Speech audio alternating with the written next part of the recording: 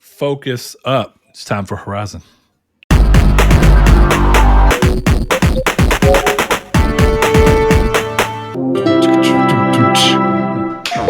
Thank you, Chris, for that wonderful rendition of our opening theme. I am your host, Brett Beck, and this is Triangle Squared. Alongside me is your other host, Saul Bridges, bringing you lucky episode 249. And alongside me is Mr. Chris Fix. God damn it. It's the tradition. Weekly. The tradition. Speaking of traditions, we like to start this show off a time-honored way that we've been doing literally since episode 1. And that is getting a quick check-in on what everyone's been playing, what we've been up to, so that we can kind of see what we might be missing that each other are playing and let you guys in on what we're doing. But of course, stick around for later to see if this is your first time listening to us, where you can find us. If you want to switch up, if you're listening to the audio and want to watch instead, you can figure that stuff out. Where to be part of the community for when we do the community take section, all of that. But you know what? Let's start this off, Chris. Yes, hi. Other than Destiny 2, the game that has been plaguing us, Destiny 2 has become our Dark Souls 3 for the stint that Saul had of, I think, like 12 months of, what have you been playing? Dark Souls 3. Dark Souls 3. So what have you been playing? Let's see. I got 2 platinums this week, I think. So that would be Sekiro is done. I did Sekiro. Yes. Thank you. I'm very proud of clap. myself, actually. Yes. Game is really hard. Until I got good some at of it. Yeah, you did. That was first Guardian Ape, right? That you and Sean were both watching me get destroyed. Mm-hmm. That's such a good boss fight. And then a quick distraction talking about Deacon and Days Gone and the woe that we'll never be able to continue it and how CD Projekt Red should buy it. And that conversation was coming to a natural end. And I've never heard Chris be like, please keep talking, please. He was like, I've just realized that I'm doing so well because I'm distracted. Yeah. It works like that sometimes. It does. Yeah, so that was good times. He kept BSing. But yeah, that was a grind and a half. Like I was telling you, Brett, it's because I was so bad at the game at the beginning that I would keep dying. So I would lose my skill points.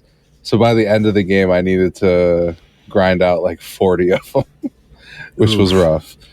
But is it not one of those things where you can like spend your skill points before you lose them, and as long as you spend them, they stay?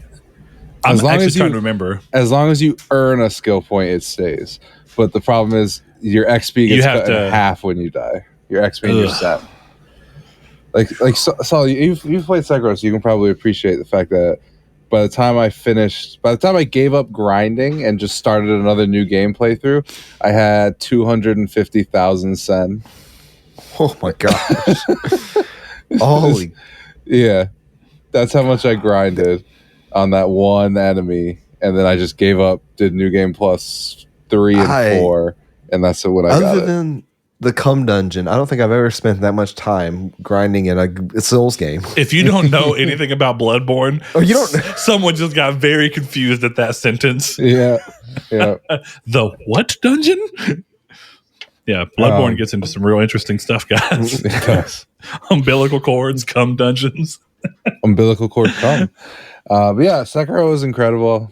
I'm really glad I got through that. I said that I would do it, and I did. Didn't expect to. You did. I don't think you didn't expect me to either. Nobody did. I'll be honest. I thought if anyone I know is going to say that they're going to do this, it's probably going to be Chris, but I still had my doubts. I'll be fair about that. I'll be honest. It was at one point where you were like, I don't know, man. I was like, I think Chris has been on this game for too long. I think he might just give up. But yeah, I know that's like a compulsive thing to you. It's like I can't just leave. I'm too far in. So yeah. Well, you went from a platinum that you feel like was just truly great and that you earned and you said you would do and did to another platinum that you said you would do and did. Yes, I did say I would do Destiny 2. You did it? I did do it, but I realized today that I was like looking at my game time that I spent 150 hours to get one trophy. Yep. Holy crap. It's just a single gold. It was worth it for the most part. I think Destiny 2 has a lot of problems, but the Grandmaster is some of the best content I've played in an online shooter. So I'm happy we did it. we kind of talked for like a split second pre-show about it, but Saul has not quite gotten to the light level you need to do GMs in. Well, you're like not 13. going to now. Yeah, 30. I'm 1330. Yeah, there's your best bet is to do legendary campaign for Witch Queen. And I am be able to do it that. I'm way. 100% doing legendary because they came out the gate and said that legendary difficulty was accessible by everybody. Day one. Yeah. I'm doing it. So that's cool. I actually like that because Thank you, Sony. This is the first time that they have, that Sony money really coming to work, kid. Yeah. But I'm hungry.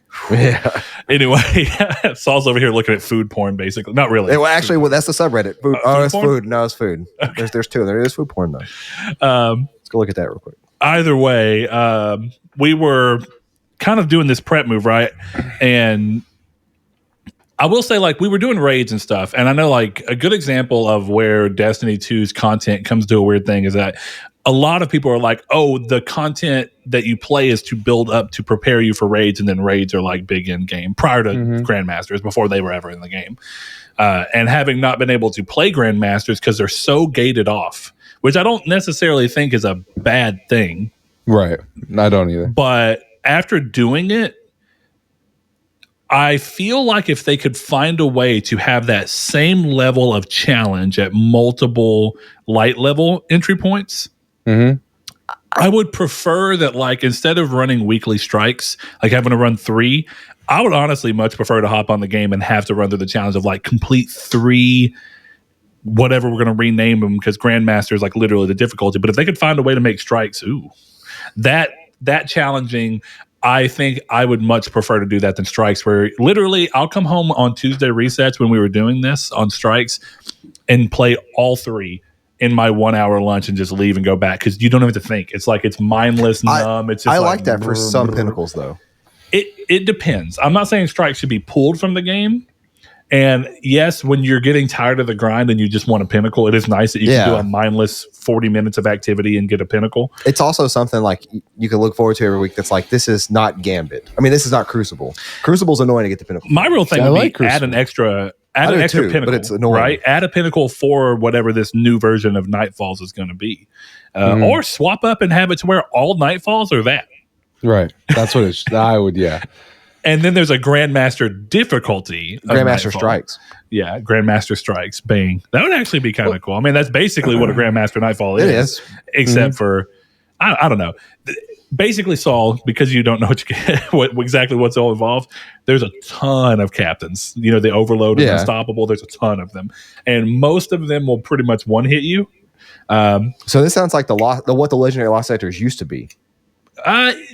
Ish, but much bigger. Yeah. We did arguably the easiest one, and I will say we did great, because even with some sloppy moments as we're learning what you have to expect from a Grandmaster, we cleared it first try.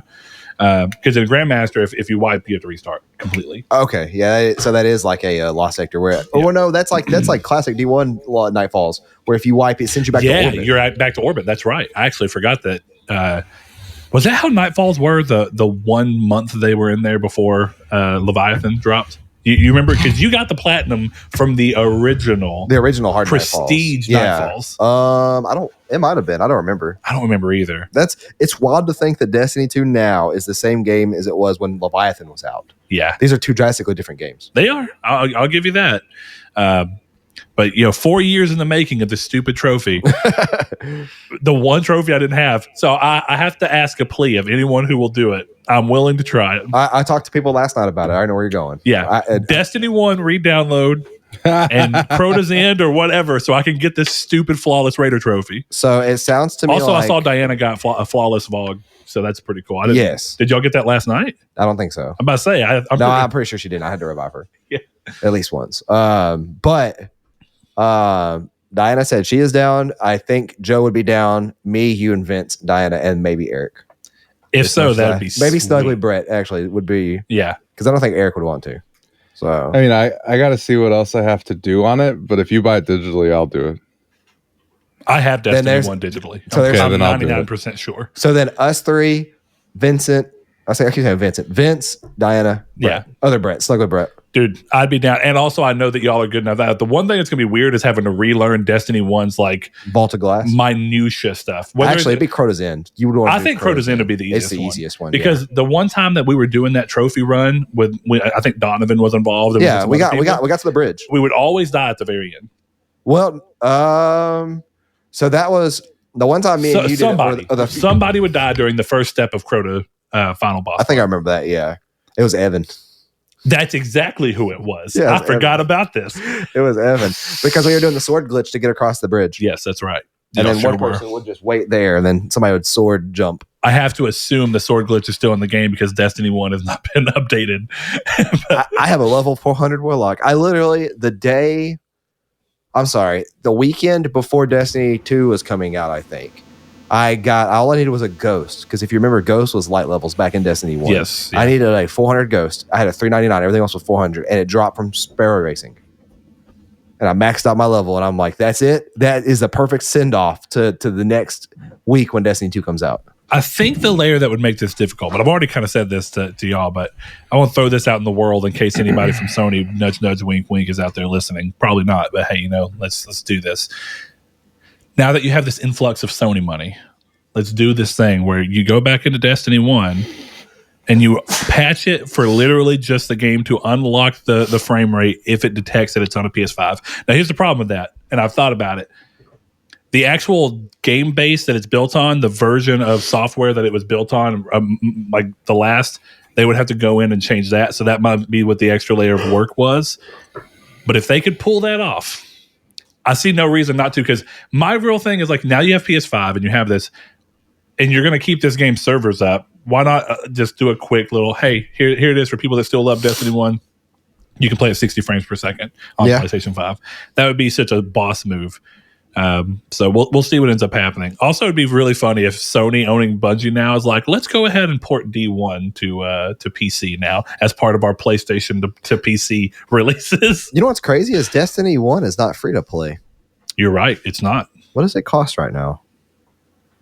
Oh, did you not have it digitally either? No, I still have the Discord though. I thought you did.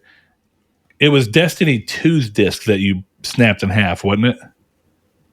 Yeah, that was it was not on purpose. It was on purpose. It was on purpose. But it wasn't out of rage. It was my disc reader stopped working finally. That was what kicked my butt. And then they gave us Destiny 2 as part of PS Plus. Bro, it's $60 digitally. Well, thankfully I have. Chris, you better save up some shekels. Hold on. I got to look and see if I have it or not. Now you've got me worried. Look, if we have an issue getting anyone else, if anybody who's listening would be crazy enough and willing to go into the Destiny 1 grind with us and pop out that Crota's End eventually, I would be forever grateful. For the record, I'm straight up not even close, so that might be okay. We'll stream it and use Patreon money to buy it. Huh? We'll stream it and use Patreon money to buy it because it'll become a production at that point. That's how tax write-offs work, right? Destiny the collection is $60. Destiny the collection. Okay, I don't think that's the one I have. That's the one you need, though. I don't think it is. I think it is because I have every individual. I have every individual. DLC. Okay, so all I need is Destiny. I think I have the Rise of Iron disc in there. Oh, I have. Okay, I have Rise of Iron digitally. Well, that's just a DLC. Yeah, I know, but that means that I have Taken King. Yeah, I have Taken King digitally. So, and that means I have Destiny. I guess we should preface this. This is going to be a very short episode because we have things to do, and it's also no main topic. So expect just a lot of Destiny talk. Yeah, the bigger thing to think about in general here is that there's really not a lot to. There's not a lot to discuss to talk about this week. So we're just going to have a fun episode, and then have a real fun episode when Chris is here in the South. Next week, 250 is going to be fun for everybody, unless we all die in a car on the way back. I'm sure someone heard that was just like, it's not that bad here, I promise. It's not. Yeah. We're going to go eat catfish, or at least I am. That's where we're going Saturday night. Bro, yeah. I didn't think about that. Okay, Chris, you don't have to get catfish at Ironwood, but you at least need to try a piece of one of ours. Yeah. Yeah, because it's very good. Do you like fish? I like tuna and salmon and cod. Do you like fish sticks? Do you like fish sticks? I think I asked you this already. No, I'm not a. It was last week. Non-cisgender fish. Oh, what? Kanye. South Park. I was gonna say Kanye. Yeah, Kanye. I've not caught up to South Park at all. Protect. This is old. This is like I haven't 12 years ago. I haven't been. Listen, that's a lot of South Park. That's a lot You of ever South seen Park. not a gay fish? Not a gay fish. I've not seen South. I haven't seen South Park in literally 12 years at least. You're living a miserable life. It's a good show. It's a fantastic show. So guess what? Right now, I think it's time for us to move over to Saul. What you been playing? I've been playing Destiny 2 as well. I finally got up off the glass completion. we did it. That's a Destiny 2 Fire Teams podcast. Actually, I would almost guarantee there's a Destiny podcast called the Fire Teams. Team. I guarantee you. Yeah. The IGN one was called Fire Team Chats. Oh, okay. That's too easy. That's a pretty good name, honestly, though. You got to come up with an interesting, like Crota's Bizarre Adventure, or my second runner-up for our clan name, which is Crota's Only Clan. So only Sabathussi's only fans. No, the word is forbidden. It's the forbidden text, but that's what Alo is going to get. The Sabathussi. Oh God! Gosh. The crossover no one knew you wanted. Rule 34. Aloy Sabathussi. Oh my gosh! Anyway, drinking Vex milk. Let's get far away from this subject. So yeah, I've been playing Destiny 2. I finally got a Vault of Glass completion last night. Didn't take us too long. It took us long enough though. We started at how many hours? 3 hours? Yeah, 4 hours. We started at 6:30. We got done at 10:30. The one Chris and I did was 7 hours. So, but to be fair, we had a person who has never done the raid before on our team, and he didn't even use his mic. What? Like he's on our clan. And his name is DB Myers in Discord. He didn't even use the mic at all. Like he's like, hey guys, I don't know how to play or anything. He said, so just tell me what I need to do. And he wasn't calling out for oracles or nothing. So he was not being a great raid person. But we never wiped because of him, I don't think. That's a pretty... Yeah, it was like... what are you going to do? Mr. Sarcasm was the first for the last time that whenever I hopped in and he was doing fine. Yeah, and see, we never made it. I just realized this. We never made it to Atheon with Mr. Sarcasm last time. Not with him, yes. So I had to explain to him how that works. And I thought of it as the easiest way to explain Atheon was like, hey, if you're teleported, listen for call outs. And then I realized, yeah, just do right, middle, left, or if it's just do the first two. And Vince was like, yeah, that's all we ever done on our clan. Was like, so if it's like back middle, front middle, whatever, right, left, you just say, it's process of elimination. So we messed up there twice though, but that was my fault. It was because I was reader, Eric was reader, and Brett was reader. And then there was times like where Brett and Eric got sucked in and I was not paying attention. And then they were like, what's the oracle? And I'm like, I looked at the back wall and there's nobody up there. And I'm like, oh, it's a wipe. Because they would always wait until the second ping. And I'm like, y'all let me know first. If y'all don't hear me saying something first. And it happened one more time. So, but then we finally got Atheon beat. I think it was one or two people were having a issue understanding the decontainment buff of when you get out, like it's not instant. You're not going to see that buff pop up instantly on your screen. You got about 10 seconds. Yeah, you're going to be sitting there doing damage, and then you see it. Then you just got to run to the middle block and just stand there, and then jump back because we'll get you out real quick. So we died a couple of times to that, but eventually we got it. I got a couple Fatebringers, no good rolls that I already don't have. See, this is where the difference between Grandmaster and raids comes in. Raids are fun. I'm not completely against them. I think raids are fun because figuring out the mechanics and working them through has its own level of reward. Right. Whereas Grandmaster is like, you know Lake of Shadows. Who doesn't know Lake of Shadows? But are you ready for Lake of Shadows where 90% of the map can one hit you? Yeah. That's a whole other ballgame. It is. You know, like day one raids when they crank the difficulty to where it's way higher, that's a different thing because in that sense, you're having to try and learn the mechanics and deal with the fact that something can probably one hit you. That's a whole different thing. But at least as a general idea, I think what kind of feels here is that, and I don't mean this in the way of like it's challenging, but I mean this in the sense of like anytime that you're playing a Souls game, it's not as much about there's base mechanics you got to know, but really it's about you got to know when to hide, when to block, when to dodge, all those things. And it's just about they're only as hard as you're not paying attention to what you've got to do. That's what Grandmaster feels like. Because it's not, I've got to pay attention to true this difficulty. and this. Yeah, it's true difficulty, not hey, I got to rely on 6 other people for a set of mechanics to get past this puzzle. See, that's the secret in raids that I think that's what makes Last Wish one of the best raids ever. That's what makes King's Fall one of the best raids ever, and Crota's End. Those 3 raids, I never thought Vaulted Glass was a great raid, but I think that the mechanics in Vaulted Glass are really fun. But I think Vaulted Glass is just very bland. Like, the only reason I would ever do Vaulted Glass would be to get a better Fatebringer roll. The problem with Vaulted Glass is also in terms of the mechanics side of things, the difficulty suddenly spikes up at Gatekeeper. Gatekeeper and Atheon, trying to juggle mechanics between people gets a lot more complicated than the rest of the raid. Yeah, it does. It's a weird get to Gatekeeper spike. and I swear an hour, if even that. Yeah. Oh, yeah. If you like, and then I guarantee the rest of y'all's 3 hours of raiding was probably something to do with Gatekeeper and Atheon. It was. Yeah, it was understanding like call outs of like we're in Venus, we're in Mars, and when you get out here, drop the well, and then crap, we're detained, wipe. It was literally Oracles was like 15 minutes of work, and that's all 3 phases of Oracles and Templar. Sure. That was the first, second, and Templar. Mm-hmm. So yeah, that's not too bad. I think what makes Last Wish fun to me is that it's that level of hard almost all the way across the it's like, it's again, and kind of like Chris said, it's not that any of the mechanics are hard to understand. It's that like most of the time you're timed in such a way that it's like you've got to be so flawless at your execution across all 6 people that's where the challenge comes from. Even though there are some people that kind of freak out and be like, oh, well, this is what you're not understanding. No, Last Wish is not hard to understand.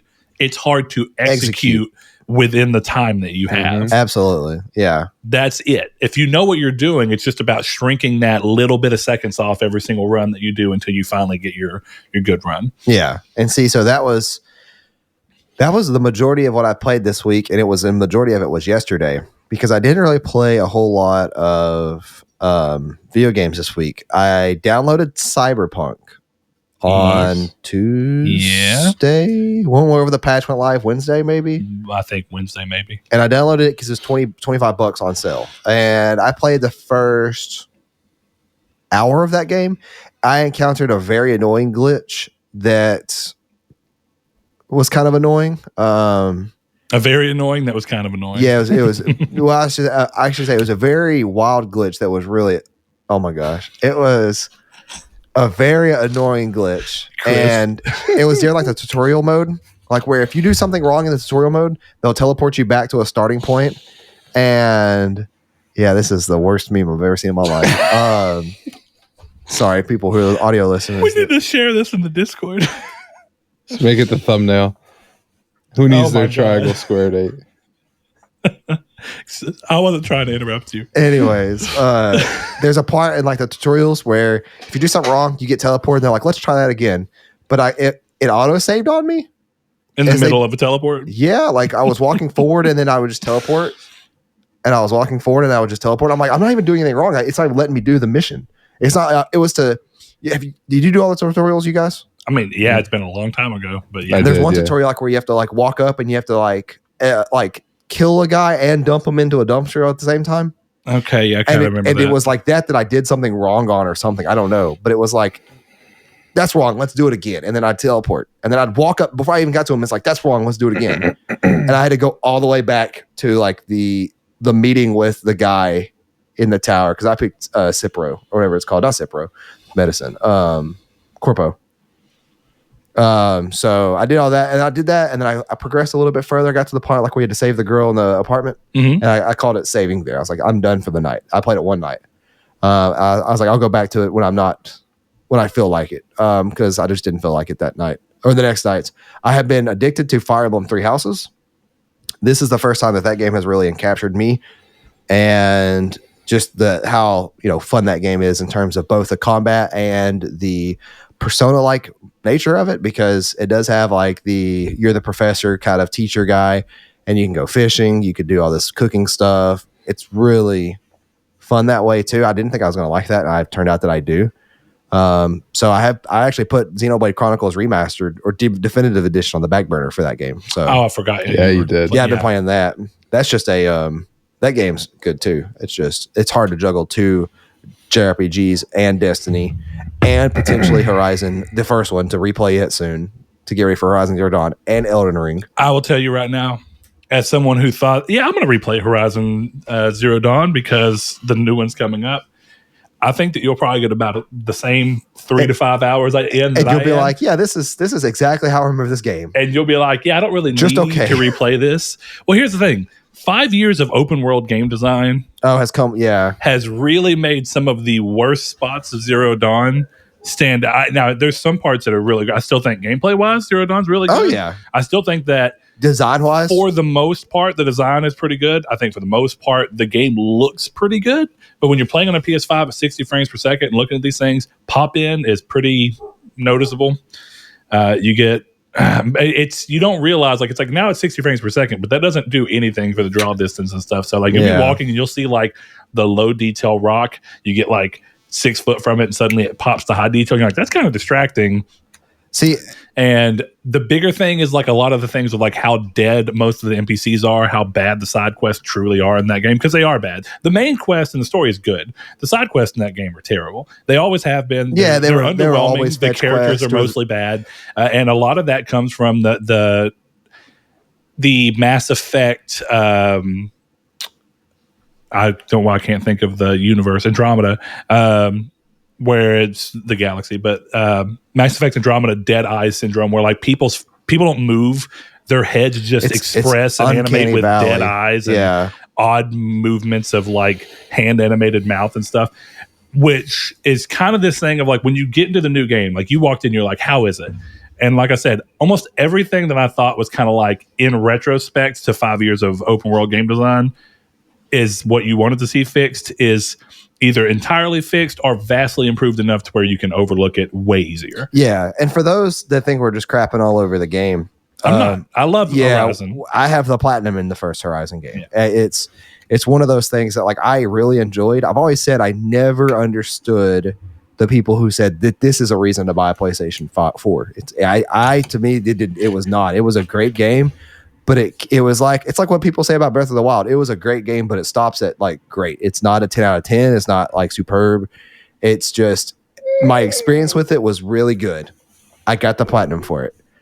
That's kind of my encompass. Like that's kind of what encompasses the game with me is like, it's done. I'm not raving about it like I was for Nier constantly after. It was a good experience. It was a good experience. Yeah, I do think it's a great game. That's the best. Yeah. It's a great game that has issues, and it was their first one. So I'm not surprised to see that most of it's better. Side quests are far more interesting. The people that give you side quests are far more interesting. Yeah. When people talk to you, they express and emote and move their arms and hands, and they kind of walk around a little bit. And you know how the first game had that hard, like, I'm going to set the camera over the shoulder of the guy you're talking to, and we're going to zoom in on Aloy's face, and we're just going to completely flip and do that for them. And that's the entire interaction. It's 2 cameras flipping, and it's so dead. And just like, okay, this gets old very quickly. And now they're a lot more dynamic and moving, and people give an expression, and they're interesting people. It's kind of got like Witcher 3 side quest interest to it because the characters are good. Yeah. And that's good too, because the game design and the world design of Horizon was always pretty good. It was always original. To a point, we were talking about how it reminds us of Zoids a lot. Yeah, but the world design, like, and the story was pretty good. It's just the cardboard like characters, and it shows you how good Ashley Birch is at voice acting when everybody else in that game, other than Lance Reddick as Salphus was his name? Silence. Ross, Silence. Sylens. Yeah. I thought Ross was pretty good too, because Ross played a character that made sense as to why he was a little more. But see, it's weird when you have those 3 characters that outshine literally everyone else. Everybody else in the entire game. It's just okay. I do have something to say about, and I don't know, because Chris, did you beat the first Zero Dawn? Yeah, I thought you did. One of the biggest things I have, and this is where things get interesting, they reintroduced characters from the first game that I'm going to be honest. They look so good. I don't remember them. Yeah. I very slightly remember them, but I'm like, oh, y'all are trying to treat this like this is one of Aloy's best friends because you did one little side quest for them in the first game. Oh, I hate that. But if they sell it better, if you didn't play the first game and you kind of had the recap and done this, you believe that they've been friends. Because it works. Do they do a recap in the second game? the beginning's got like a light recap that would, I think that world deserves a little bit more than a light recap, though. Sadly, yeah. I mean, it's Silence, interestingly enough, narrating the recap of the first game. It's very weird. Yeah, it's pretty interesting.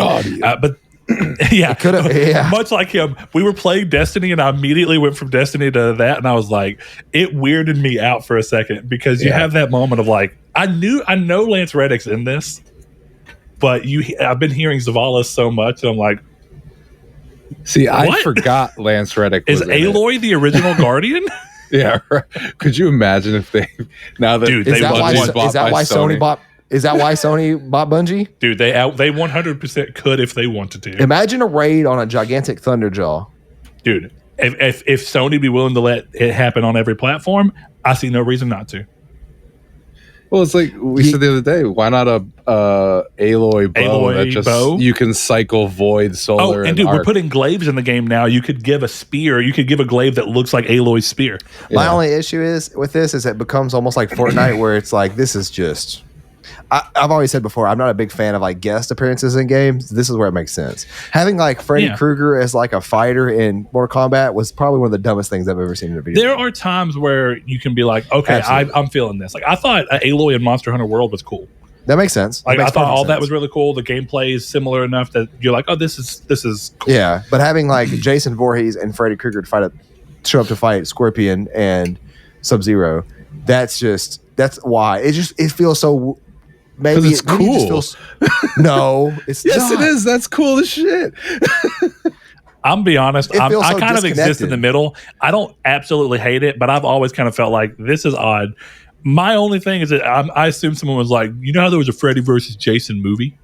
What if we put that in game? Well, it's odd, but it's not like we're putting Freddy Krueger is in Last of Us Part 3. You know what I mean? Yeah, like, it could be way worse. It's not. I will give you that. Dante it would also be different if they tried introducing like Jason or Freddy Krueger into the Mortal Kombat storyline. That would be ridiculous. It wouldn't though, because isn't the whole thing that they just go to take people out of portals and then they go to this tournament?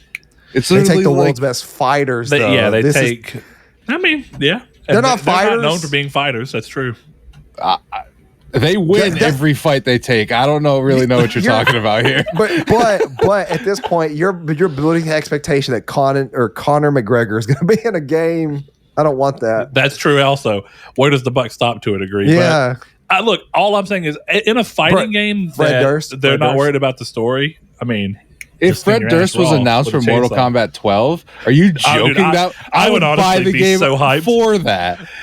I would be hyped. I ain't even gonna lie. Break stuff plays in the background every time. It's like that's the jam right there. That's his walk-on theme. Every time he dodges, he does a roll and just keep rolling the whole time. His fatality is pulling out a chainsaw and skinning. It is. Yeah, it's totally the same guy. Fantastic.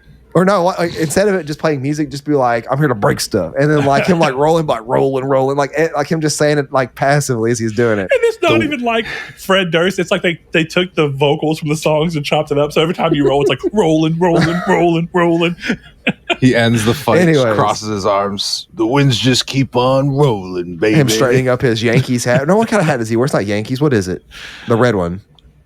I thought it was a Limp Bizkit hat, if I'm being honest. Is it? No, it was a baseball cap originally, I'm pretty sure. I might be wrong. Good question. Look up Fred Durst's hat. We'll figure this out. Well, this is very important, guys. This is the best. This is what PlayStation has going on. It is a New York Yankees hat. Oh, no, it's not. What is that? See, it's a backwards hat with the Limp Bizkit symbol on it. That is not a Limp Bizkit symbol, you dummy. That is a baseball symbol. I know. That is 100% a Yankees hat. It's a New York Yankees. What have you been playing? What have you been playing, Brett? Horizon. Yes, your turn. Horizon and Destiny. Yeah. We haven't talked about these games either for a while now. What have your experiences been? Yeah, so that's it. RuneScape. I'm one quest away from completing. Yeah, right. That's surprising. I'm one step away from completing the Myrick storyline quest. So I finally did one of the actual real bosses with boss mechanics that you have to account for in RuneScape, where you got to like look at their charge ups and move away so you can minimize damage and stuff. And I killed a dragon lord and helped the resistance of the Myrick free the land of Mireditch, and not free, but inspire hope. What? Mireditch. Yeah, I killed Lord Dracan. That's a mean thing to call your wife. But I had a good time. That was like my day for the Destiny 2 Platinum Friday was I beat that quest line and I was like feeling good. And then we got on and then one tried the Grandmaster. I was like, this is it. This is my day. Yeah. So it was good times. You're lucky because my video game experiences before the Grandmaster were not that good. You're playing with the wrong people. I'm just going to say that right now. No, it's not. No, actually, Chris played entirely by himself. So I was one light level off, and I had no more pinnacles I could get. So I was just like, I'm doing it tonight so that we can do it tomorrow. And it just kept going. So I did all of the Wayfinder's Compass, finished an exotic quest, had to run Crucible between every step of the quest because I needed Parallax for Destiny. All to get the 15, I guess maybe probably 1,700,000 experience you needed for the +1 from your Wayfinder's Compass. Yep. And so I got to see a bunch of seasonal challenges out of that. I finished that at like 5 a.m, went to work for 1 o'clock, and then came home and did the Grandmaster with you guys. That is 100% what happened. It's like, oh. So, all right. Well, I think we're going to probably flip around things considering the episode. We're going to go ahead and look at the community stake. The community stake this week was, with Sony and right in the Sabbath. Right in the Sabbath. I'm done. I'm quitting. Episode 250 will be Chris's first episode as second chair. There is no more third chair. We just start going to Saul's house, spray painting Sabbathuses on his door. Bro, what is that? What does that mean? I want you to in Microsoft Paint right now. Paint that. You want me to paint a Sabbathusi? No, my gosh. It glows green with like the high fire. Somebody in Discord's telling you to shut up. Maybe that is what's happening. Welcome to episode 250 of Triangle Squissy. I don't like that word. I don't like squissy either. That might be the closest to understanding when people are upset about, I know the M word, MOIST. Moisturize without the your eyes. Oh my gosh. Can we let's get into the community's take. So last week we asked you. That's not it. Yes, it is. Oh no, you're right. Why did it load that one up? I don't know. It's okay. I got the one over here. We asked you about Sony movies. We did. We said, what's your favorite game to live action movie adaptation? If you don't have one, what would be one you'd love to see get the chance? Or do you think games to movies inherently don't work? Let me clear off this Fred Durst hat real quick.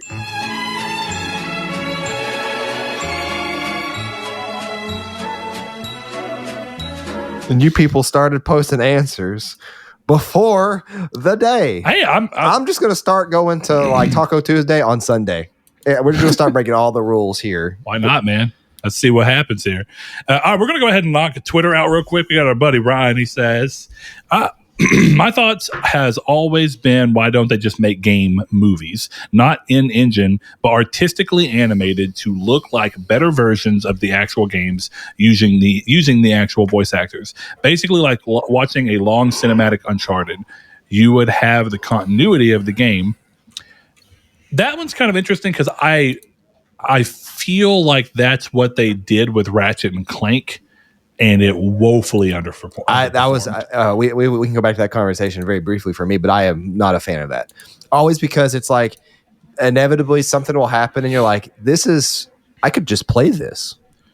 That's my thought process. I'd be like, this is to a degree, right? And like to all game movies for people that have played the game have that to a degree, right? When they were first showing off the Uncharted stuff, I was like, but I've played jumping out of the plane. I don't really see how watching it will have the same initial novelty and impact because I've experienced that. And you can start looking, it's like how much of the game's set pieces is the trailer or is the movie going to use? Because at some point, I'm just witnessing what I've already played, and it had novelty when I was playing because it was new to me. Seeing it happen in live action, I guess, has a small amount of novelty. But that was my worry there. But that's kind of the thing is, at some point, you are like, well, it's one of two ways. Either I could be playing this, or you don't buy the game because you're like, I can just watch the movie I can watch the story for $10 instead of playing it for $60. Yeah. So I don't know. I'm not entirely against it. I like the idea of, hey, let's have an artistically animated movie that is in a similar vein to the style of the show. I love that idea. I think that's cool, but I don't necessarily know if following the story is the best way to pull people in. Definitely when the real goal, and this is something that they always struggle with, the real goal, like I said last week, is not about getting gamers to watch it. Gamers are the ones who are most likely to watch it day one, just built-in audience. It's more about what can you do to get people who aren't into these games to come and watch the movies. And I don't know if that's going to be the way to do it. It just depends. My buddy Liam in Discord said my favorite, so I'm just going to read his real quick. He said, I enjoy a lot of them, typically from a bad movie standpoint. I have several on disc or downloaded from Double Dragon. I mentioned that last episode at the very end. That's a fantastic, awful video game movie. Watch it. It's great. Tomb Raider series, and then he says Angelina in those outfits. Love Jeebus. Love Jeebus. And Blood Rain. If you haven't seen it, though. They made a Blood Rain movie? If you haven't seen it, though, the Postal movie is pretty spot on considering the game, type of movie, and that particular director. Postal had a movie? These are both news. I knew Blood Rain had a movie. I did not know Blood Rain. 5? There's 3 of them. I did not know that. Did it come out? It did come out in 2005. Why do I know that? Blood Rain, the Third Reich. Are you joking? Wow.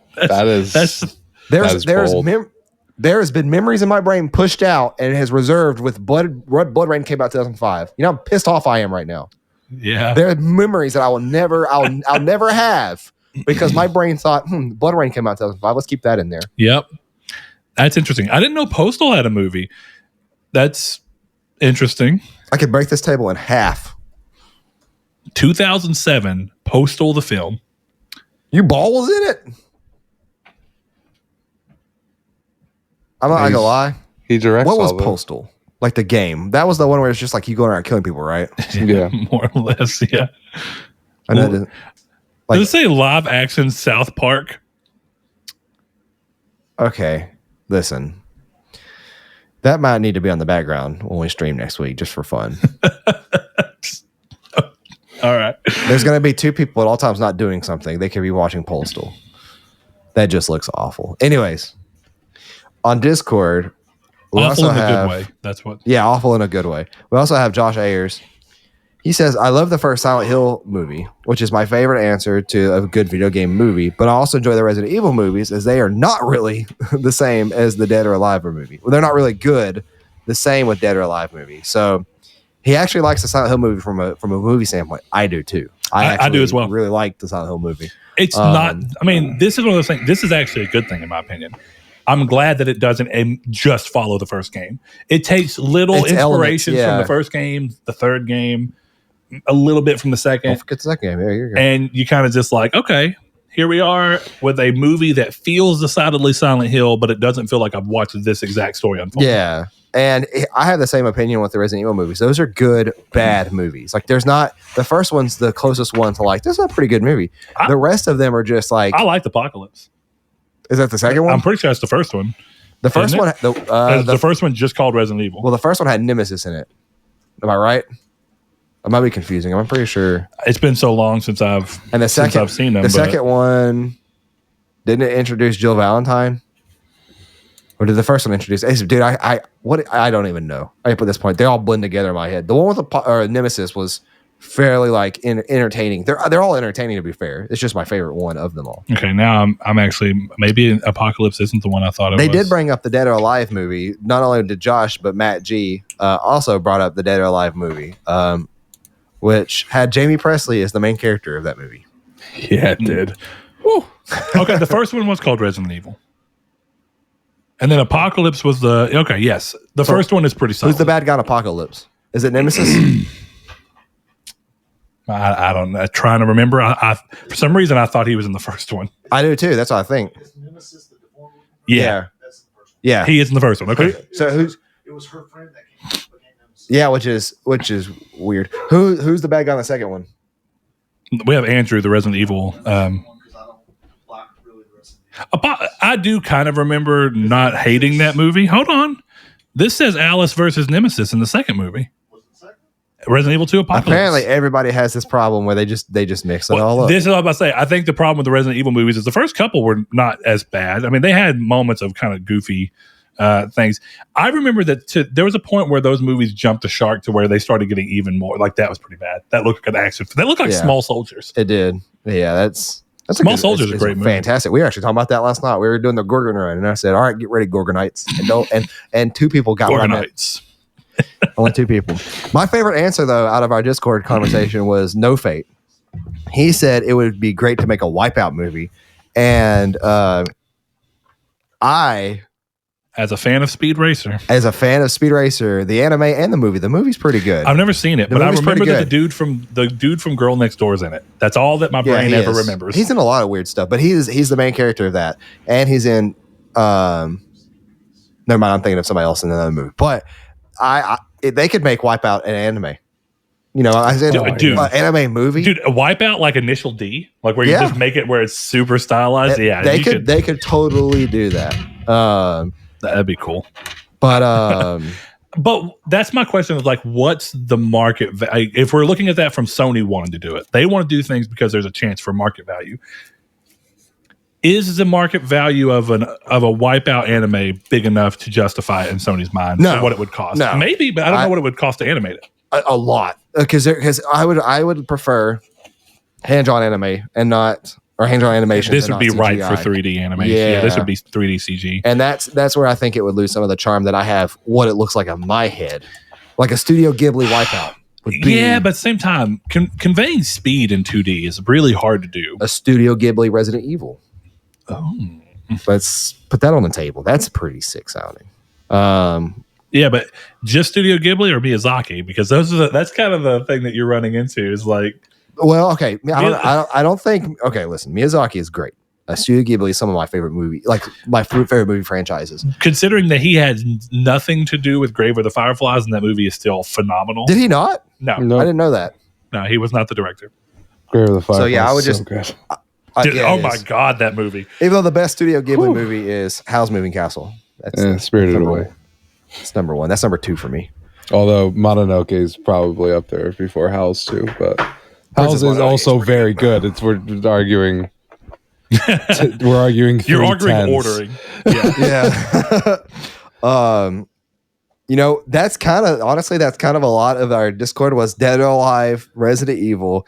No Fate brought up Street Fighter. He said, just like Street Fighter, this is so cheesy but a guilty pleasure. I've never seen Street Fighter because I've never been a Street Fighter fan. I've seen little parts of it because Trace is a big fan of that movie.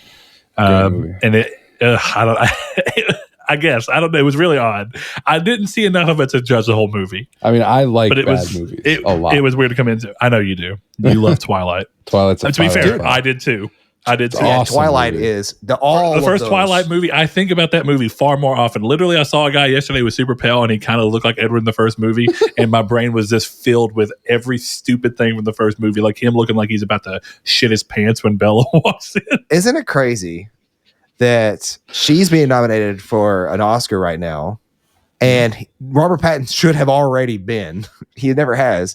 And they came from that movie. Yep. Now look at Taylor Lautner as Shock Boy, and just where is he at right now? Nowhere in life. I quite like Team Edward. Hold on, are you Team Edward? This is the most off the rails podcast we've had in a while. Andrew's Team Edward because he said you can only be Team Edward. Jacob is a pedophile. Yeah, that's that weird thing of like I am printed. Like it's disgusting. I can't believe an adult human wrote that and it was like, yeah, this is totally fine. So you're a furry. Whoa. Okay, Andrew is a self-admitted furry. Okay, there's nothing wrong with you that. heard it here first. Breaking Triangle Square News. There is nothing Andrew wrong with Miller that. is a FYI. furry. FYI. Some people consider. Oh. Speaking of baseball, the baseball scene in Twilight. Do you like catching balls, Andrew? Let's just move off. Because I'll say this. This is going to spiral out. Best soundtrack for Twilight because it had Supermassive Black Hole by Muse as the soundtrack for that scene. Sure. Actually, I thought the soundtrack for the second movie, what was it? Which one is it? Eclipse? Breaking Dawn? What was it? Eclipse. New Moon. New Moon is two. New Moon is two. That movie was a lot more serious and a little less fun because of it, but it had a banging soundtrack. It did. I will say. What, A River Flows in You? That's a Twilight thing. I can tell you what. 1,000 years. What is 1,000 years? Edward definitely thinks Bella has a river flowing in her. The classic Twilight song. River of his blood. This song is in it too. Oh, well, that might be like a sub thing. I would say this, though. The takeaway from this is go listen to Muse. Also, it is, because that's a fantastic band, but also the takeaway was that Andrew is a furry. That's number 2. This man is over here playing a piano rendition. Never heard of that song. Or I never paid attention to the movie. Look up A River Flows With You. You'll 100% recognize that from Twilight. But go watch a YouTuber. His name is Cosmonaut Variety Hour. Yeah. He's a fantastic YouTuber. He does like film commentary in joking ways. He does like he's a literally variety YouTuber. And he has a series where he sits down with him and his friend and they watch Twilight. And it's great. It is fantastic, dude. I think Twilight might be the most my favorite unintentional comedy of all time. It's honestly listen. I have belly laughed harder than I have for a ton of things from watching that movie, and it's clear as day that the movie wasn't trying to do that, but in such a way that it almost kind of does feel purposeful, like.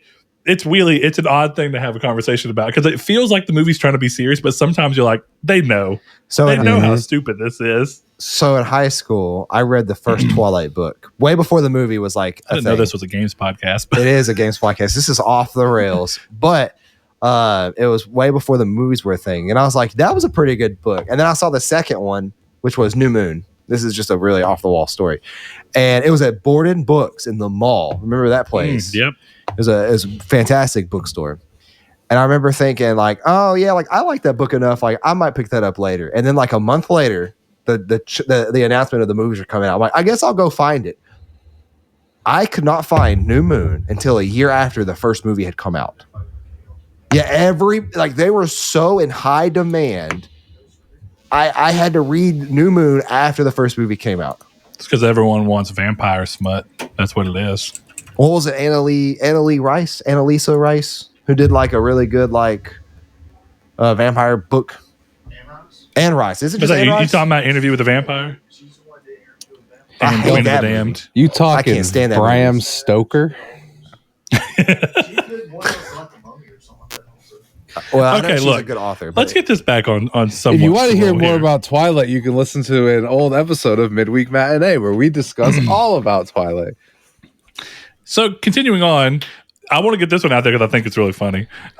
There's two people that mentioned something else too. But the first one is Rude Days 93 says, the original 1995 Mortal Kombat. Does it have cheesy acting, terrible fight scenes, and bad CGI? Absolutely. But when Shang Tsung says, your soul is mine.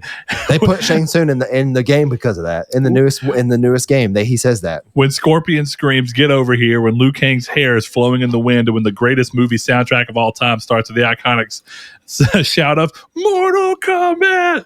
You cannot tell me that you didn't want to fight your best friend right there. I'm not gonna lie, the new Mortal Kombat movie is pretty good. I haven't watched it. It's not bad. It's not bad as I thought it would be. Shang Tsung, yeah. Johnny Copahola's grandpa. Yep. Yeah. Yep. Yeah. This old news, Andrew. You're behind. You're behind. This is not a movie podcast. Johnny Tsunami has the highest amount of lore ever. But we're talking about movies inherently, so this is not that off of the rail. What? Bro, I watched Johnny Tsunami the day it came out. What are you talking about? But hey, if you're older than I am, then that's good. That just means that statistically speaking, you'll die before I do. Get on my level. My older brother took me and saw that in theaters. All right, so this is actually a great one. Detective Pikachu. We talked about Sonic, and I do think Sonic is really good, and I enjoyed it a lot. But Detective Pikachu is a great movie. I really enjoyed it. I thought it was fantastic done. Sonic is still the best. I don't know, dude. I actually think I might like Detective Pikachu more than Sonic, but I don't know. Sonic may be being faced with recency bias, but I do like Sonic a lot. And I watched it again and still liked it just as much. So yeah, Sonic was good. Detective Pikachu is good though. It's excellent. It's the kind of thing where I hope that it was weird though, right? Like I hope it's not entirely a one-off, but that movie was great. When you really think about it, it's really weird. The whole like twist at the end. Not twist. I guess it was a twist. It was definitely an attempted twist, but it was so obvious. I know, but just the thought of that in your mind, right? The thought of a human. Yeah. Don't say much more. I'm not, but I'm just saying the thought of that is crazy. I mean, to be fair, they do that in the first video game.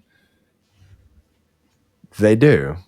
But I think that's the only time they've ever done that. Because Bill was Ditto, right? Or didn't Bill turn himself into a Pokemon? Yeah, he did. Well, I don't know. Speaking of Ditto and Detective Pikachu. Oh yeah, that's pretty good. Dude, that movie's sick.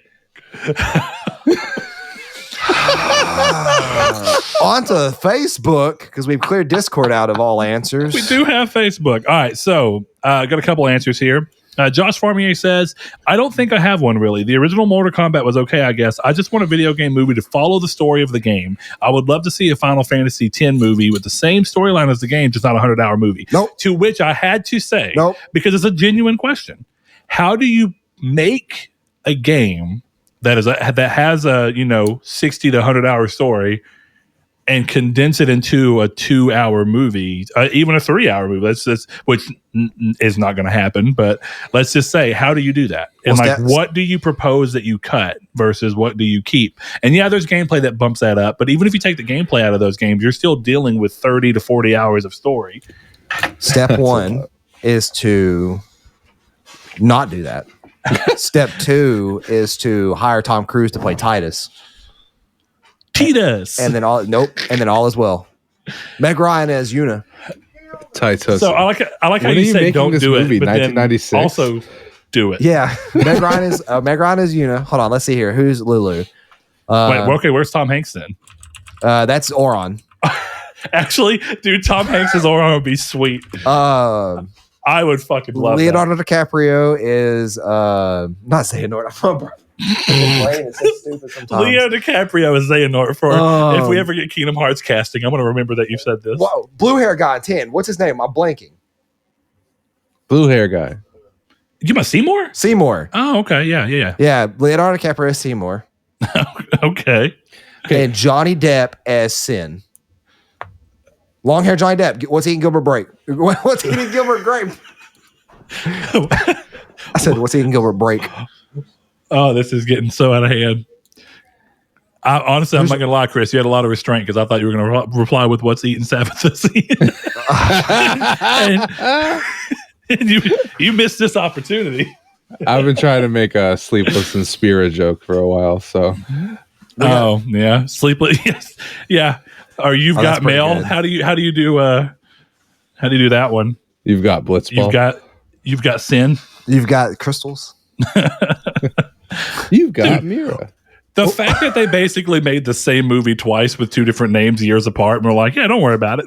You know how I love both of the movies though. You know how they have that meme of like Tom Hanks it's like he's dropping something and he's making a face and it's like oops all something. It's like oops all lightning. Like with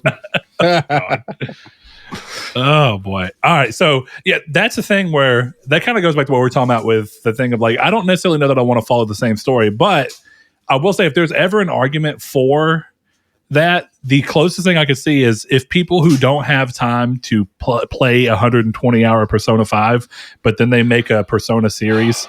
There is a I Persona could see people series, being into first that. of all. I'm sure there is, but is it an exact retelling of 5? No, it sucks. Play the game. But what if I don't want to? They did that with 3 and 4 too, didn't they?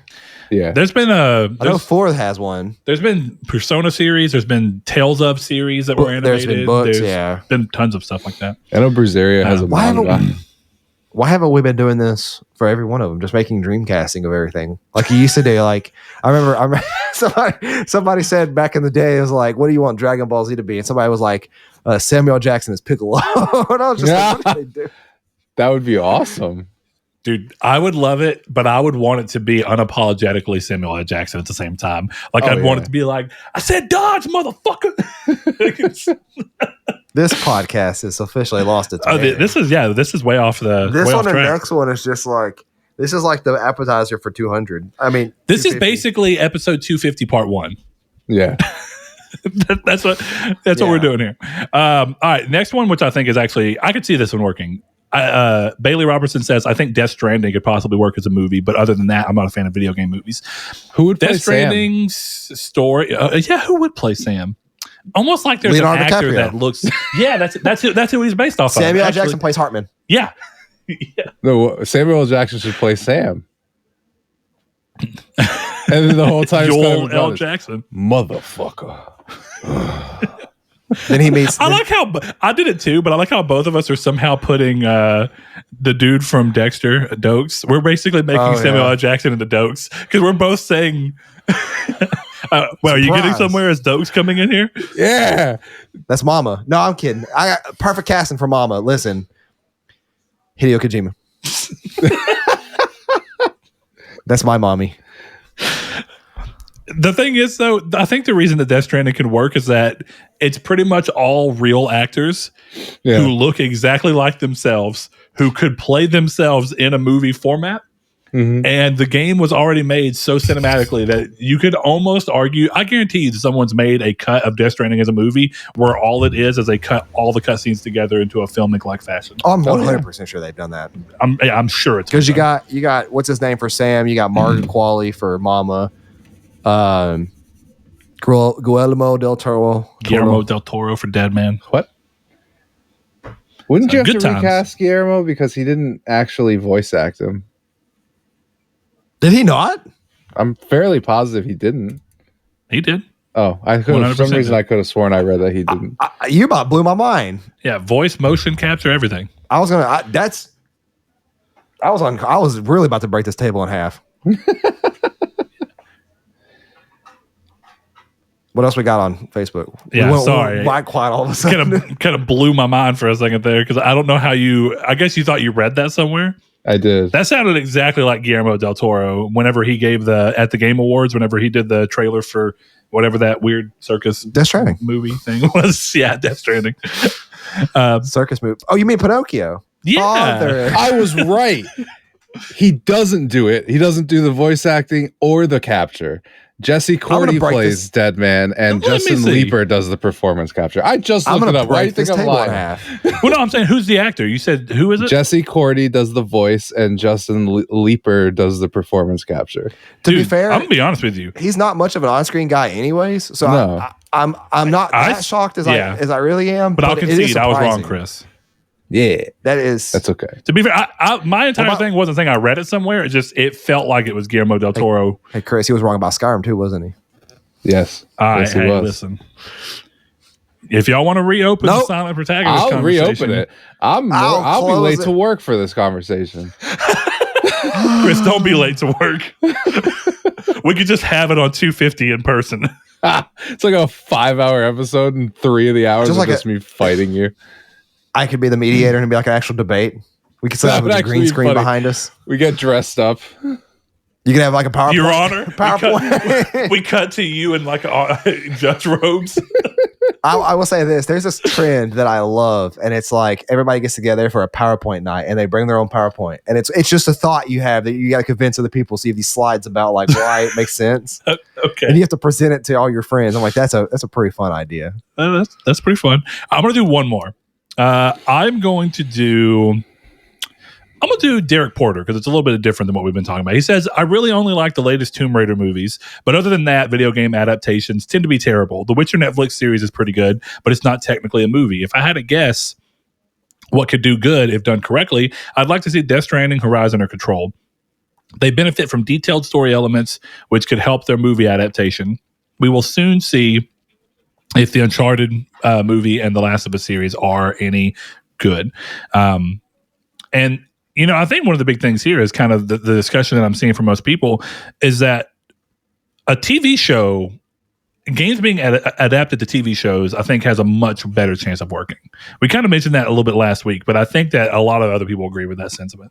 So we'll have to see. Chris, how much time you got? We got time. Like 15 minutes. Just double checking. We can make it through news that quick. Are we good? News is pretty barren. I don't have a single thing to say about any of it. I figured you didn't. There's only one thing that I figured you might have something to say about, but we'll get there in a second. Is it the Toulouse? We've already talked about it. Yeah. Anyway, so thank you guys for the community stake input, and we'll have to.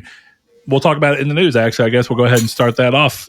First thing I'll talk about in the news is that Sony's Uncharted film, as we're talking about movies, despite not so stellar reviews, seems to have moved into a rather successful opening weekend for the type of movie that it is, of 45 to 50 million. Now it's got plenty that it's got to make back. I think it was 120 million budget. So it's at least a decent starting point, and it might spell some form of a success for PlayStation Productions as their first output. While we're still in the spirit of talking TV shows and whatnot, HBO recently updated how production on The Last of Us show is going, with filming currently going on in Canada at the moment, with clarification that the show doesn't have an air date because it will not be in 2022. Now, one of the other things that came out this week is that they're casting for Sam, which means that the show is still in this form of casting here and there. And one interesting thing that came from that is that apparently Sam is going to be deaf in this adaptation. So that's a creative liberty that they've chosen to take. What an interesting, that's a kind of a cool way to do things, though. Yep. So we'll see how that ends up working out. The casting call was like no prior acting experience needed. Just want someone who's good with American Sign Language. So, and it said he's going to get age 8 to 14, I think, is like they had a pretty wide casting range of what they were willing to pull them in. So, what I was getting at with that, though, Saul, is it seems like they started filming last year, which seems like this is a long time for a show to be filming. So what do you think the reasoning is? Slow down in production, scheduling conflicts, having to shoot across different times because of that? Or do you think there's a chance that they're trying to make sure that they film in relation to the seasons that are so prevalent in the first game? And they're actually wanting to have it where the sets are outside so that you have the visual representation that matches the tonality of the seasons. I mean, that's really cool. And it would help with passing of time, right? Because in the game, you have the passing of time. And even though the game doesn't do a good job of aging up Ellie, when in reality, an 11-year-old Ellie would look quite a bit different a year later, almost. Yeah. So that would be kind of cool if they're doing that and you kind of get to see Ellie's character get a little more withered. And well, that's always the you weird... could always fake that. You could fake that on a sound screen if you want. Yeah, and that's always the weird thing with like child actors too, is like how quickly they age versus the length it takes to make productions. So it's dude. Like when they were talking about in God of War from a game design standpoint, because games are so different, like is that they had to keep writing stuff off, and there was a point where it was like, we have to get done, or we're going to literally voice out of Atreus at this age. And we won't be able to have Atreus sound the same, which is an interesting thought process, because you hear the same actor, Sony Soljic, in the new game, and you're like, it sounds like Atreus, but much older. Reminds me of how I Met Your Mother recorded the ending like in season 1 because the kids would get too old. Mm-hmm. Old Justin, what's his name? Wizards of Waverly Place dude.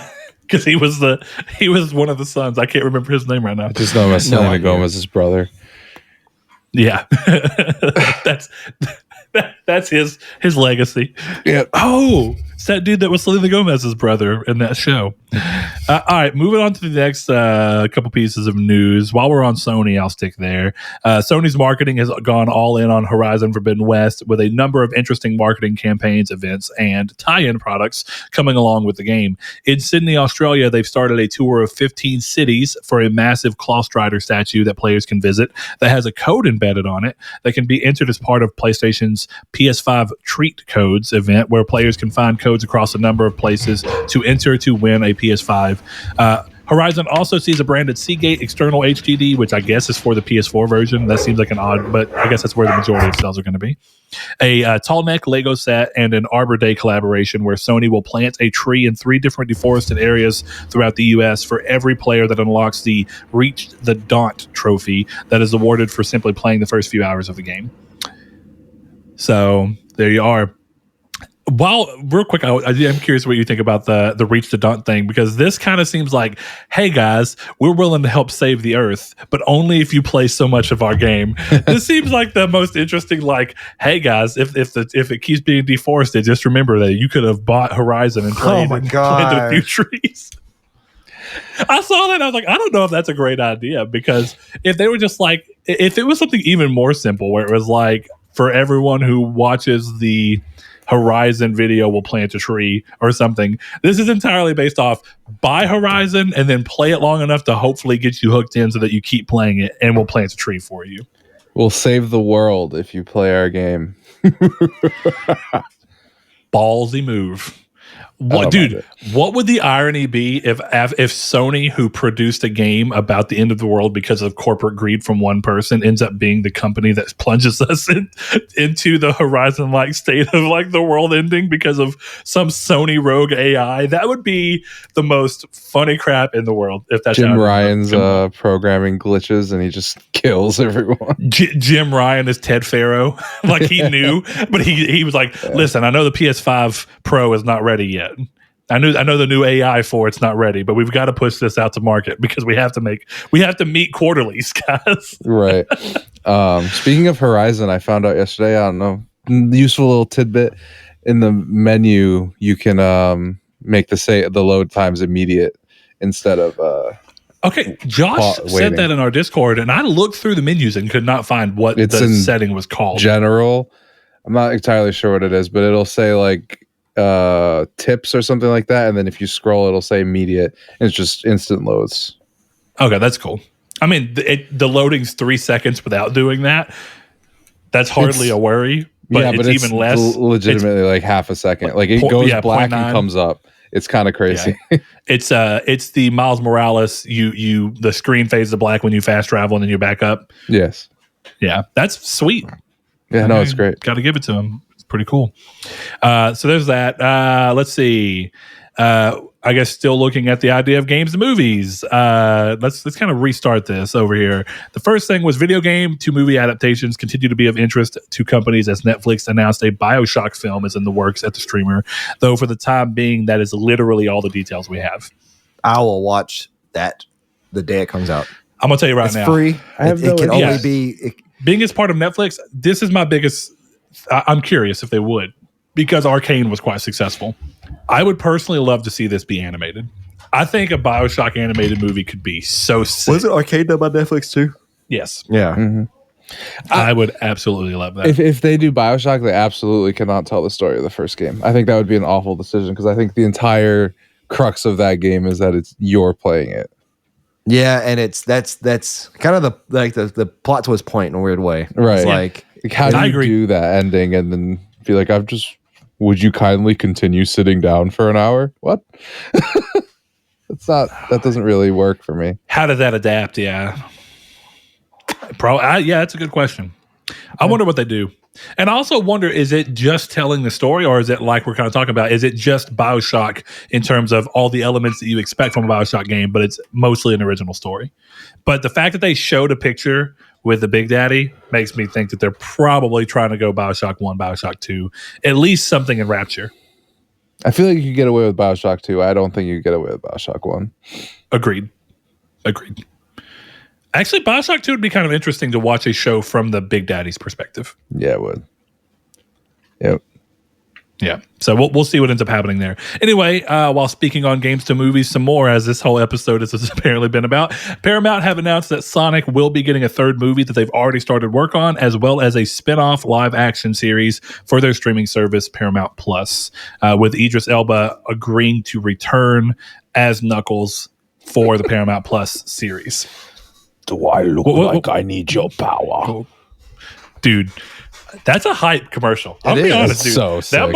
That moment's so hype. Every time I see it, like when we went to go watch Jackass Forever and it came on, I've seen that trailer like 7 times by then, and that moment is still so sick. Like it happens, I get little chills in my arms. I'm like, whoo, hoo, hoo. It's just it's a voice actor, man. Dude, it's so Idris good. Elba is just fantastic. Well, it's everything, right? It's like the scene of the moment, and then like flashing over to him, and the look on his face, and the animation as he like spikes him down. I was like, that's just a power moment, dude. Like everything about that scene was constructed so smoothly, so great. And to think people don't want him to be James Bond. That's.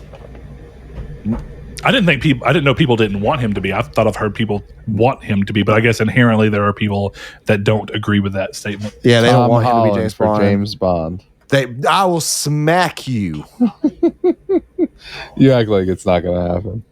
It's definitely going to happen. In 10 years' time, sure. That's the reason. What? They're gonna do the James Bond people starting Tom Holland. Well, hold on though. Didn't they already announce that didn't they already have a movie where his 007 replacement is supposed to be like a younger black lady? It already happened. Yeah, it's already in the movie. Yeah, she's 007. That movie's fantastic. That's the newest. Yeah, that came out like right? 6 months ago. Yeah. That's. I don't really love those movies, so that's why I'm not that invested. I would recommend everybody watch the Daniel Craig series and tell me why he's not one of the best James Bonds ever. Because he's blonde and blue-eyed. I don't think he's a horrible actor, but I'll tell you this much: I watched Casino Royale because it came free with my PS3 alongside. I turned it off about halfway through because I was bored out of my mind. You missed some of the best parts in any movie. Maybe, but I was bored out of my mind. If we watch it as an adult, trust me, it's good. Maybe you get to that halfway point. Hey, maybe I'll look back and be like, oh look, sometimes time and place. Mads Mikkelsen's a good bad guy. It's like you with Near, where it's like you just got to get back to something at the right time sometimes. I mean, it's true. Now, I will say this: what is the second James Bond movie? Quantum of Solace. That movie's not great. Yeah, and then Skyfall. Skyfall is fantastic. And then Javier Bardem. What was the other one after that? Between this most recent one? I don't know. The problem with James Bond movies is always the naming structures. Yeah. I'm like, what is this? This is Skyfall. What is that movie? No, Skyfall was after Quantum of Solace, right? Oh, yeah. And then there was one after that before the most recent one. Correct? Yeah, it's the one that has Blofeld as the bad guy. That's Christoph Waltz. Christoph Waltz is great. He's fantastic. Either way, while you're looking that up to give us knowledge, I will continue on with the last two pieces of news. First one is No Man's Sky's next big update, Sentinel, released this past week, bringing with it an overhaul to the combat systems and the challenge of enemies that you face, a new array of weapons and upgrades, and more aid you in this increased challenge, while players who want to learn more about the Sentinel's origins can do so with a new story for them. As always, the update features more little changes that add up to a big difference, so hop in if that's something you're interested in. And the final piece of news is something that Saul already kind of hinted at. CD Projekt Red held an event this past week, finally revealing and releasing the next-gen upgrades for Cyberpunk 2077, bringing with it not only next-gen exclusive features like ray trace shadows and DualSense support, but also a new patch for all versions that include new apartments for V, the ability to change the appearance of your character at any time instead of just during character creation, which I am so glad for. Because even though I don't care to make the changes, it was so weird that in a world where people are literally talking about how they can change themselves all the time, you can't do anything about it. There are new weapons and attachments, improvements to combat AI, crowd AI, and overhaul to the driving mechanics and systems, perks system, and much, much more. So if you've been waiting, now is your time. You got a little taste of what Saul was talking about. It's still clearly an open world game, and much like Horizon has a little bit of bugs because it's open world, you're still going to expect bugs here. But as of yet, I've not seen anybody decrying that it's incredibly broken like it was at launch. So, in the new update, your romantic partners will send you nudes. Really? Yep. Now I'm even more sad that I couldn't get my girl to be... Do you remember when I was playing it and I was like, I think I might be able to pull it off, and then you were like, no, but okay. Yeah, we used Judy, right? You were going for her. Yeah, Judy. Yeah, I was like, I'm gonna go with my girl Judy because I was feeling it. I was like, this is gonna work, and then clearly it didn't. So I promptly swapped out. Pan Am was also, so no problem. Pan Am is also my girl, but I'm just gonna be honest. Judy, I'm still a little sad that I don't have Judy. Well, you can replay it again, and now you can be a woman. I guess. The one thing that is weird about this is disc-based versions from PS4 to PS5 apparently have some issues if you played on PS4 initially. Also, something about PS4 trophies not automatically popping on the PS5 version. Yeah, I'm glad about that though. Because you get a separate platinum. No, because I get to just replay it and not be like, I got the platinum, I'm done. Yeah, true. But it's still the carrot on the stick of the platinum, right? Even if you don't necessarily get it again, it's because you know you could. Right. Exactly. Great game. Old Judy. Anyway, one of these days, Judy, I will become your female cybernetic clone. You're going to get in that Jussie. Oh, my God. Juicy Jussie. Oh, Juicy Smollett? Oh, boy. All right. I think that's it. I don't have anything else to talk about today. This has been the most ridiculous hour and 19 minutes of podcasting we've ever done here. But here we are. It's not the most ridiculous. We've had some pretty crazy ones. Saul, do you want to? Pretty good. You want to end the show with anything, or do you just? Or are we good to go? I'm scared too. You scared too? Yeah. Well, then tell you what. Sabbath. I'll take that role. Oh God. Had to throw it in one more time. All right, guys, give us a Sabbathussy count. How many times it was said in this episode? Whoever gives us an accurate count gets a $5 PSN coin. Getting that PlayStation. I'm so done with this. I'm ready to eat lunch now. I'm ready to eat as well, so that's fair.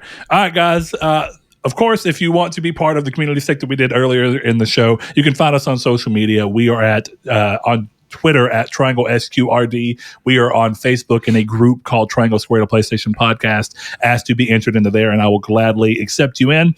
You can always click the Discord, which is linked in the description below, and there is a dedicated channel for that, as well as other channels where you can just talk about the podcast, things that we talked about, and give your thoughts on them, or talk with us in general chat about music, movies, whatever you want to do. We got a community that keeps up with us in there, and we love those guys. And if you want to watch the show instead of listening, if you found us on podcast services, you can find the show in video format over on YouTube, or vice versa. If you're watching it and want to listen for convenience sake, you can find us on most podcast services. Tell your friends, hide your kids, hide your wife, all those good things. And we will see you guys next week for a live streamed episode of 250.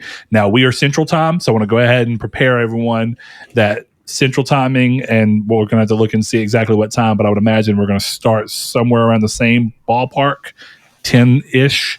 So I would think so. Yeah, 10-ish, maybe 9-ish. Yeah, we'll see, because we got festivities, we got things to do, and it's going to be Chris in person, in the flesh. But we'll finally know that Chris is a real person, and not just a face on the screen. Chris could be the most advanced AI in the world. Or Chris could also just be catfishing us and have really great body double. Who, yeah. So I don't believe any of those things. I am actually a personification of Sabbathussy. Oh my god! The darkness is inside me. Oh, all that Vex milk. Oh god. Okay, we're gonna end this episode. This has gone too far off the rails, and we can leave Destiny firmly in our past until we finally decide to break down and play Destiny again in 1 year. We'll see. It probably won't be that bad. We'll see. But thank you guys for joining us on Triangle Squared, and we will see you guys next week. As always, big shout out to our patrons who support the show with more than just their time and help us be able to keep this thing going without digging in our own pockets. So huge shout out to the Lord Corgi, Salvador Garcia, Ham and Egger, Bailey Robertson, Rob Wartpoint, Mark Schutz, Cypher Primus, Kyle Grimm, Richard Schaefer, Rude Days 93, Joshua Lago, Kevin Bacon Bits, Luke Rabbit, Danny Villalobos, Solitary Red, Jehudi MD, Sean, Josh Ayers, Derek Porter, Constantly Kenny, Matthew Green, Sean Santarud, Steven Salazar, Shadowist, and my name is Dan. Thank all of you.